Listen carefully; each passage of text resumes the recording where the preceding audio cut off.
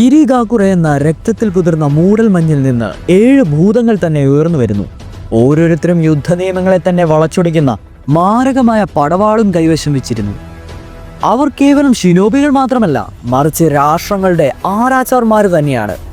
ചരിത്രത്തിന്റെ നിലവിളികൾ വഹിക്കുന്ന വാളുകളേന്തിയ ആ മാന്ത്രികന്മാർ. ഒരാൾ ചക്ര കുടിക്കുന്ന വാൾ വീശുമ്പോൾ മറ്റൊരാൾ പുനർജീവിപ്പിക്കുന്ന കൊമ്പ് കൊണ്ട് തലകൾ പിളർക്കുന്നു. ഒരുമിച്ച് ഒരു സൈന്യത്തിന് നേരിടാൻ കഴിയാത്ത ഒരു കൊടുങ്കാറ്റാണിവർ. ഹിഡൻ മിസ്റ്റ് വില്ലേജ് അവർക്ക് വാളുകൾ നൽകി, എന്നാൽ അവർ ലോകത്തിന് ഭയം തന്നെയാണ് നൽകിയത്. മിസ്റ്റ് വില്ലേജിലെ 7 നിഞ്ചകൾ വാളെടുക്കുമ്പോൾ രക്തത്തിലും മുരിക്കിലും കൊത്തിയെടുത്ത ഇതിഹാസമായി ഇവർ മാറുന്നു. 7 വാളുകളും ഉയരുമ്പോൾ രാഷ്ട്രങ്ങൾ പോലും വിറയ്ക്കുന്നു. കാരണം ഇവ ആയുധങ്ങളല്ല, മറിച്ച് രക്തരൂക്ഷിതമായ മൂടൽമഞ്ഞിന്റെ ജീവനുള്ള ശാപങ്ങളാണ്. അതെ, ദ ലെജൻഡറി ആയിട്ടുള്ള 7 ninja swordsmen of the mist.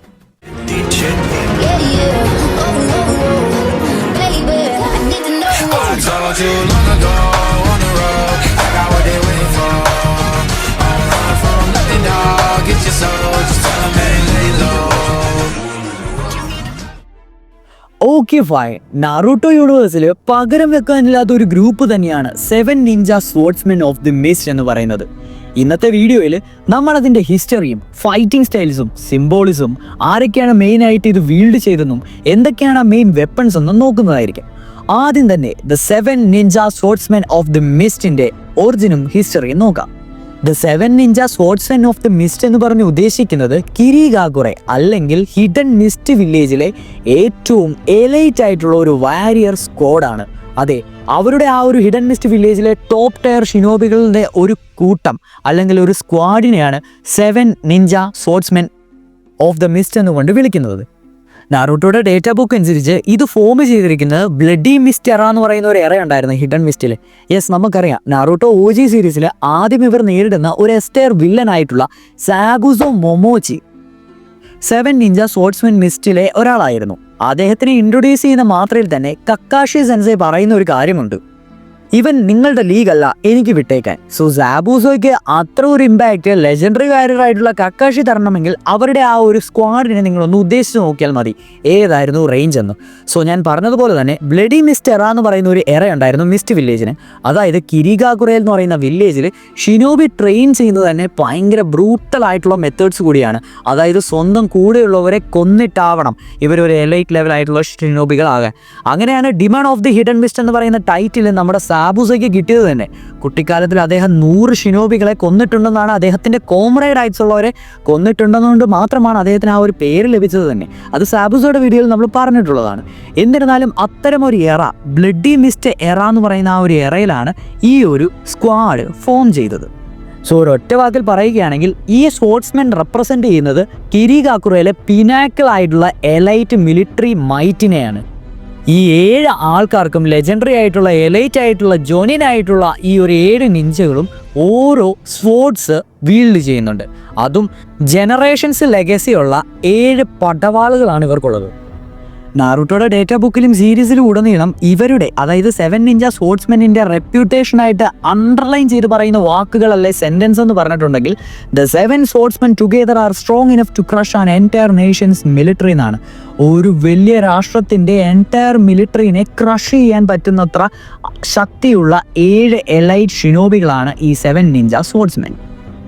ഇവർ കിരിഗാക്കുറയുടെ ആ ഒരു ഡിറ്ററൻ്റ് ആയിട്ടുള്ള ഫോഴ്സിനെ റെപ്രസെൻ്റ് ചെയ്തുകൊണ്ട് ബാക്കിയുള്ള വില്ലേജുകളുടെ ഇടയിൽ ഇവരെ തന്നെ ഒരു ഫിയർ അല്ലെങ്കിൽ ഒരു ബ്രൂട്ടാലിറ്റിയുടെ റെപ്രസെൻറ്റേഷനായി ഇവർ മാറി. ഇതാണ് മെയിൻലി ഇവരോട് പറയാനുള്ള ഒരു ഹിസ്റ്ററി ആൻഡ് ഒറിജിൻ.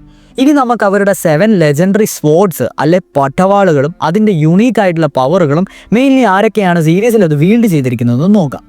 ഒന്നാമത്തെ ഏറ്റവും ശക്തമായ ആ ഒരു വാള്, നമ്പർ 1 സാമഹേദ അല്ലെങ്കിൽ ഷാസ്കിൻ എന്ന് പറയും. 7 നിഞ്ച സ്പോർട്സിലെ ഏറ്റവും ശക്തമായ ഒരു പടവാളെന്ന് വിശേഷിപ്പിക്കുന്ന ഒരു വാളാണ് സാമഹേദ. ഈ സാമഹേദ എന്ന് പറയുന്നത് ഒരു ലിവിങ് ആയിട്ടുള്ള ഒരു സോഡ് കൂടി തന്നെയാണ്. കാരണം ഇതിന് ഇഷ്ടപ്പെട്ട വീൽഡേഴ്സിന് മാത്രമേ ഇതിന് വീൽഡ് ചെയ്യാൻ സാധിക്കുകയുള്ളൂ. അതും കൂടെ തീരുമാനിക്കണം ആരാണ് തന്നെ വീൽഡ് ചെയ്യാൻ ഉദ്ദേശിക്കുന്നതെന്ന്. സോ ഇതിൻ്റെ ഒരു മെയിൻ പവർ എന്ന് വെച്ച് കഴിഞ്ഞാൽ ഇത് ആരെയാണോ അറ്റാക്ക് ചെയ്യുന്നത് അവരുടെ ചക്ര ഡിവോർ ചെയ്ത് അല്ലെങ്കിൽ അവരുടെ ചക്രയെ വിഴുങ്ങിയിട്ട് അവർക്കെതിരെ തന്നെ ഇത് യൂസ് ചെയ്യാൻ പറ്റും.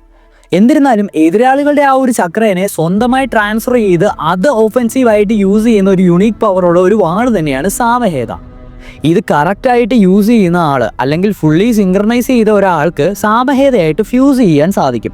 അതായത് സാമഹേദയുടെ വാളിൻ്റെ യുണീക്ക് പവർ ആയിട്ടുള്ള ഷാർക്ക് ലൈക്ക് ട്രേറ്റ്സ്, അതായത് ഒരു ഷാർക്കിൻ്റെ എല്ലാ ട്രേറ്റ്സും ഫാസ്റ്റർ ഹീലിങ്ങും ഇമ്മൻസ് ആയിട്ടുള്ള സ്റ്റാമിനയും കംപ്ലീറ്റ്ലി സിങ്ക്രണൈസ് ചെയ്ത ഒരു വീൽഡറിന് ഈ ഒരു വാൾ നൽകുന്നതാണ്. ഫേമസ് ആയിട്ട് ഈ വാളിനെ വീൽഡ് ചെയ്തിരിക്കുന്ന ആൾക്കാരെന്ന് പറയുന്നിട്ടുണ്ടെങ്കിൽ ഓജി ആയിട്ടുള്ള ഫുഗുഗി സുയിക്കാസേനും പിന്നെ നമ്മുടെ കിസാമെ, അതെ അക്കാറ്റ്സുക്കിയിലെ കിസാമയും, അതിനെയാണ് മോൺസ്റ്റർ ഓഫ് മിസ്റ്റ് എന്ന് വിളിക്കുന്നത്. ആൻഡ് ഓഫ് കോഴ്സ് ഇവൻച്വലി നമ്മുടെ കില്ലർ ബി ആയിട്ട് ബോണ്ട് ആകുകയും ചെയ്യുന്നുണ്ട് സാമഹേദ. ഇനി രണ്ടാമത്തെ ആ ഒരു ലെജൻഡറി വാൾ കുബികിരി ബോച്ചോ അല്ലെങ്കിൽ എക്സിക്യൂഷണേഴ്സ് ബ്ലേഡ്. അപ്പിയറൻസിൽ ഒരു മാസീവ് ആയിട്ടുള്ള ഒരു സോഡാണ് ഈ കുബികിരി ബോച്ചോ. ഇതിൻ്റെ നടുക്ക് ഒരു സർക്കുലർ ഹോളുണ്ട്, പിന്നെ ഒരു നോച്ചുമുണ്ട്. ഇതിൻ്റെ മെയിൻ ആയിട്ടുള്ള ഒരു പവർ തന്നെയാണ് ഇതിൻ്റെ റീജനറേറ്റീവ് എബിലിറ്റി. അതായത് ഈ ഒരു വാൾ ഉപയോഗിച്ച് നമ്മൾ എനിമീനെ ആക്രമിക്കുമ്പോൾ വാൾ പൊട്ടിപ്പോവുകയോ എല്ലാം ചെയ്തിട്ടുണ്ടെങ്കിൽ ആരെയാണോ ആക്രമിക്കുന്നത് നമ്മുടെ എനിമിയുടെ ആ ഒരു ബ്ലഡ് കൊണ്ട് ഇത് സ്വയം ഹീലാകും, അല്ലെങ്കിൽ റിപ്പയർ ഇറ്റ്സെൽഫ് എന്ന് തന്നെ പറഞ്ഞു കാണാം. ഇതിനെ സിംബിളൈസ് ചെയ്യുന്നത് എൻഡ്ലെസ് സൈക്കിൾ ഓഫ് കില്ലിംഗ് എന്നാണ്. അതുകൊണ്ട് തന്നെയാണ് ഇതിനെ എക്സിക്യൂഷണറേഴ്സ് ബ്ലേഡ് എന്ന് വിളിക്കുന്നത്. അതായത് എനിമീനെ വെട്ടുന്നത്ര നാൾ ഈ ഒരു വാള് എറ്റേണൽ ആയിട്ട് തന്നെ ഉണ്ടാവുമെന്ന് അർത്ഥം. ബട്ട് ഇതിനെ ഫേമസ് ആക്കിയ വീൽഡർ സാബുസോ മൊമോജി തന്നെയാണ്, demon of the hidden mist. പിന്നെ സുയിഗിറ്റ്സും ഇത് യൂസ് ചെയ്യുന്നുണ്ട്. മൂന്നാമത്തെ സോഡാണ് ഹിരാമെ കാറൈ അല്ലെങ്കിൽ ട്വിൻ സോഡ്. ഈ ഒരു ട്വിൻ സോഡ് എന്ന് പറഞ്ഞിട്ടുണ്ടെങ്കിൽ എപ്പോഴും ബാൻഡേജിൽ കവറബിൾ ആയിരിക്കും. അതേപോലെ തന്നെ ഇതിനെ ഏതൊരു വെപ്പണായിട്ട് ട്രാൻസ്ഫോം ചെയ്യുവാനും സാധിക്കും. ഫോർ എക്സാമ്പിൾ നമ്മുടെ വാളായിട്ട് തന്നെ മാറാം, അല്ലെ ഹാമറായിട്ട് മാറാം, അല്ലെ കോടാലിയായിട്ട് മാറാം. അതുപോലെ എന്തു തരം വെപ്പണായിട്ടും ഇത് അതിൻ്റെ എനിമിയുടെ ചക്ര ഉപയോഗിച്ച് ചേഞ്ച് ചെയ്യുവാനും പറ്റും. അതേപോലെ സാമഹേദയിലെ പോലെ തന്നെ അതിൻ്റെ ചക്ര സ്റ്റോർ ചെയ്തിട്ട് ബ്ലാസ്റ്റ് ചെയ്യുവാൻ സാധിക്കുന്ന ഒരു തരം സോഡാണ് ഈ ഹിരാമെ കാറൈ. ഇതിൻ്റെ ഫേമസ് വീൽഡേഴ്സ് എന്ന് പറയുന്നുണ്ടെങ്കിൽ നമ്മുടെ മങ്കെറ്റ്സു ആണ്. അതെ, ഈ മങ്കെറ്റ്സുവിനെ തന്നെയാണ് മാസ്റ്റർ ഓഫ് ഓൾ 7 സോഡ്സ് എന്ന് തന്നെ പറയുന്നത്. എന്നാൽ യങ് ഏജിൽ തന്നെ ഇദ്ദേഹം മരണപ്പെടുകയുണ്ടായി. നാലാമത്തെ സോഡാണ് കബൂട്ടോ വാരി അല്ലെങ്കിൽ ഹെൽമെറ്റ് സ്പ്ലിറ്റർ. ഇതൊരു ചുറ്റികയുടെയും കോടാലിയുടെയും കോംബോ ആണെന്ന് വേണമെങ്കിൽ പറയാം. അത് ബൗണ്ട് ചെയ്തിരിക്കുന്ന ഒരു കയറിലും. നാറുട്ടോ ഡേറ്റ ബുക്ക് അനുസരിച്ച് ഏതൊരു ഡിഫൻസിനെയും, അതായത് ഫിസിക്കലും ചക്ര ബേസ്ഡ് ആയിട്ടുള്ള ഏതൊരു ഡിഫൻസിനെയും സ്മാഷ് ചെയ്യാൻ ഈ കബൂട്ടോ വാരിക്ക് സാധിക്കും. ഇത് സിംബിളൈസ് ചെയ്യുന്നത് റോ ഫോഴ്സിനെയും ബ്രൂട്ടൽ ആയിട്ടുള്ള പവറിനെയാണ്. ഇതിൻ്റെ നോൺ വീൽഡർ ജിനിൻ അക്കിബീനോ എന്ന് പറയുന്ന ആളാണ്. അഞ്ചാമത്തെ ലെജൻഡറി സോഡാണ് കീബ. ഇതിനല്ലെങ്കിൽ ഫാങ്സ് എന്നും പറയുന്നുണ്ട്. ഇതെന്ന് പറഞ്ഞിട്ടുണ്ടെങ്കിൽ ഒരു ട്വിൻ സോഡാണ്, 2 സോഡ്സ് ആണ്. ഇത് ലൈറ്റ്നിങ് ചക്രയായിട്ട് ഇൻഫ്യൂസ് ചെയ്തിരിക്കുന്ന ഒരു വാൾ തന്നെയാണ്. ഈ ഒരു വാളിനെയാണ് ഏറ്റവും ഷാർപ്പസ്റ്റ് വാളെന്ന്, അതായത് ഉണ്ടാക്കിയതിൽ ഏറ്റവും ഷാർപ്പസ്റ്റ് ആയിട്ടുള്ള വാളെന്ന് നാറുട്ടോ ഡേറ്റ ബുക്ക് ക്ലെയിം ചെയ്യുന്നത് കീബനെയാണ്.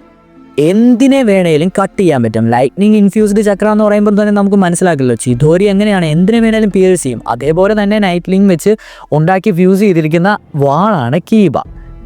ഇതിൻ്റെ ഫേമസ് ആയിട്ടുള്ള വീൽഡേഴ്സ് എന്ന് പറയുന്നുണ്ടെങ്കിൽ നമ്മുടെ റിംഗോയും പിന്നെ നമ്മുടെ റൈഗയുമാണ്. ആറാമത്തെ ലെജൻഡറി സോഡാണ് ന്യൂയിബെറി അല്ലെങ്കിൽ നീഡിൽ എന്ന് വേണമെങ്കിൽ പറയാം.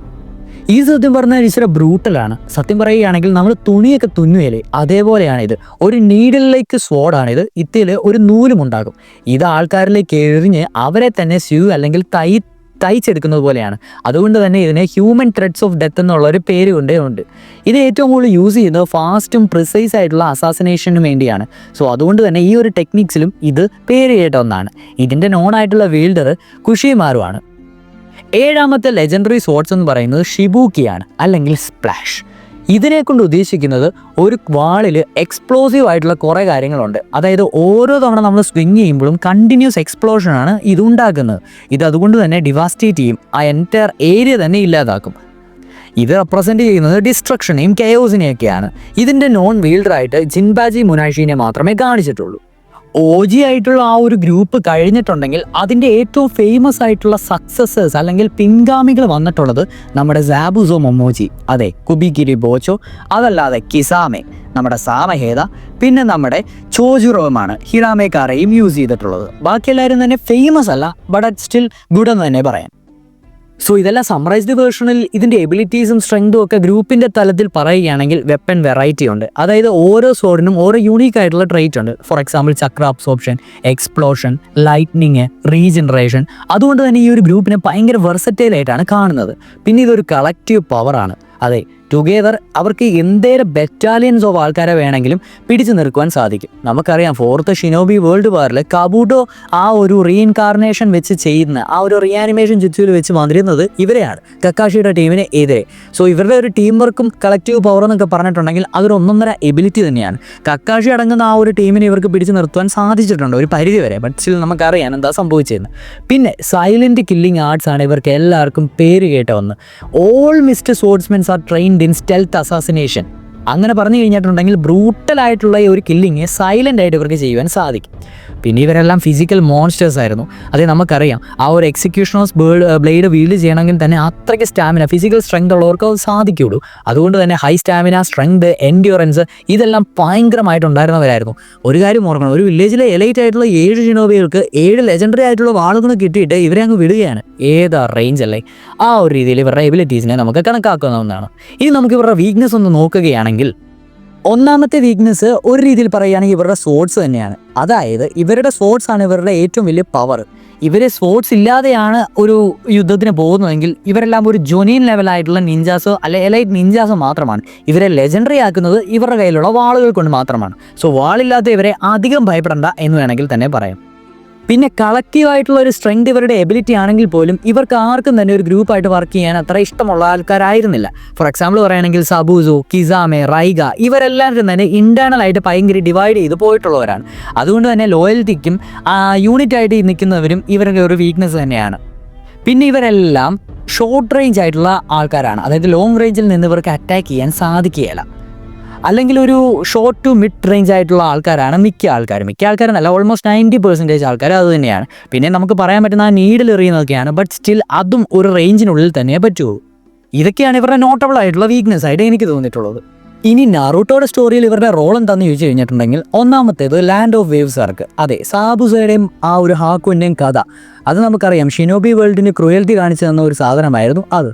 രണ്ടാമത്തെ ഇമ്പാക്റ്റ് എന്ന് നോക്കിക്കഴിയുകയാണെങ്കിൽ നമ്മുടെ അക്കാട്സുക്കി എറ, കിസാമയുടെ കഥ. കിസാഗ എങ്ങനെയാണ് ഒരു പവർഫുൾ അൻറ്റഗോണിസ്റ്റ് ആയെന്നും പിന്നെ നാറൂട്ടോയ്ക്കും കില്ലർ ബീക്കും ഒക്കെ എങ്ങനെ ഹാർഡസ്റ്റ് ഫൈറ്റ് കൊടുത്തതെന്നൊക്കെ നമ്മൾ കണ്ടതാണ്. പിന്നെ നമ്മുടെ 4th ഗ്രേറ്റ് നിഞ്ച വാർ, ആ ഒരു ടൈമിലാണ് കബൂട്ടോ ഇവരെ റിവൈവ് ചെയ്യുന്നത്. ഒറിജിനൽ 7 നിഞ്ച സ്വോർഡ്സ്മെനെ അതിൻ്റെ അകത്ത് ഏറ്റവും ബെസ്റ്റ് ആയിട്ടുള്ളവരെ തന്നെ എഡോ ടെൻസൈ ഉപയോഗിച്ച് റീഇൻകാർണേറ്റ് ചെയ്യുന്നുണ്ട്. പിന്നെ ബൊറൂട്ടോയുടെ എറയിൽ വരുമ്പോഴാണ് ചോജുറോ ആ ഒരു മിസൂക്കാഗയെ ആവുകയും ബാക്കിയുള്ള കഥാ പശ്ചാത്തലമൊക്കെ നമുക്ക് കാണുന്നത്. സോ എൻ്റയർ നാറൂട്ടോ സീരീസ് ഒന്ന് എടുത്തു നോക്കുകയാണെങ്കിൽ ഇവരുടെ ലെഗസി എന്ന് പറയുന്നത് കിരിഗാക്കുറയുടെ ബ്ലഡി പാസ്റ്റും വെപ്പണിനെ ഒരു വില്ലായിട്ട് കാണുന്നതും പിന്നെ ബിട്രയലും ലോയൽറ്റിയുടെയും ഒരു സൈക്കിൾ തന്നെയാണ്. ഇത്രയൊക്കെയാണ് നമുക്ക് 7 നിഞ്ച സ്വോർഡ്സ്മെൻ ഓഫ് ദ മിസ്റ്റിനെ പറ്റി പറയുവാനുള്ളത്. മെയിൻലി ഇവർ ലെജൻഡാണ്. അതോടൊപ്പം തന്നെ ഫിയറും ബ്രൂട്ടാലിറ്റിയും ഇവരുടെ കൂടപ്പറപ്പുകൾ തന്നെയാണ്. എന്താണേലും സാബുസോനെ ഹാഗുനെ ഒന്നും അത്ര വലിയ രീതിയിൽ നമുക്ക് മറക്കുവാൻ സാധിക്കുന്ന ഒന്നല്ല. കാരണം ഞാൻ ആദ്യമായിട്ട് കണ്ട ഒരു ആനിമ സീരീസ് എന്നുള്ള രീതിയിലും അവരുടെ ആ ഒരു വില്ലൻ ആർക്കിൽ നിന്ന് അവരുടെ ആ ഒരു സ്നേഹത്തിൻ്റെ ആ ഒരു സാധനം കാണിക്കുമല്ലോ, ആ ഒരു ഇത് നല്ല രീതിയിൽ ഇമോഷണലി എനിക്ക് കണക്റ്റ് ആയിരുന്നു. സോ ആ ഒരു രീതിയിൽ പറയുകയാണെങ്കിലും ഇവർക്ക് എല്ലാവർക്കും തന്നെ ഓരോരോ റീസൺസ് ഉണ്ട്. സോ നിങ്ങളുടെ അഭിപ്രായം എന്താണെന്ന് വെച്ചാൽ നിങ്ങൾ കമൻറ്റ് ചെയ്യുക. 7 നിഞ്ച സ്വോർഡ്സ്മെനെ പറ്റി ഞാൻ പറയാത്ത എന്തെങ്കിലും കാര്യങ്ങൾ ആഡ് ഓൺ ചെയ്യണമെങ്കിൽ നിങ്ങൾ കമൻറ്റ് ആയിട്ട് രേഖപ്പെടുത്തിയാൽ മതി. നമ്മളത് പിൻ ചെയ്ത് വെക്കുന്നതായിരിക്കും. സോ അടുത്തൊരു നാറൂട്ടോ അടിപൊളി വീഡിയോ ആയിട്ട് ക്യാരക്ടർ അനാലിസിസും വീഡിയോ ആയിട്ടും ജുറ്റ്സു എക്സ്പ്ലനേഷനൊക്കെ ആയിട്ട് നമ്മൾ വീണ്ടും വരുന്നതുവരെ tata bye, see you next video. Tata guys.